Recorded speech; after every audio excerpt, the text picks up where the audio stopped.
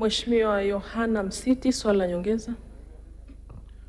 Nakushukuru sana Mheshimiwa Mwenyekiti, kwa kuwa mji wa Itigi ni miongoni mwa miji inayokuwa kwa kasi na kwa haraka, na kwa sababu hiyo mpaka sasa tunavyozungumza mji ule hauna soko kubwa zuri na la kisasa. Sasa je, na Mheshimiwa Naibu Waziri alishafika. Kwa hiyo sasa je, serikali ina mpango gani wa kutujengea soko kubwa zuri na la kisasa kwenye mji wetu wa Itigi?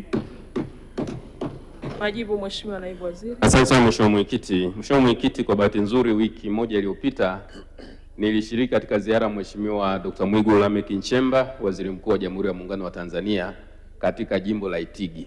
Na ni kweli kama ambavyo amesema Mheshimiwa mbunge Msita kwamba jimbo la Itigi na halmashauri ya Itigi ni moja ya mashauri ambazo zinakuwa kwa kasi sana.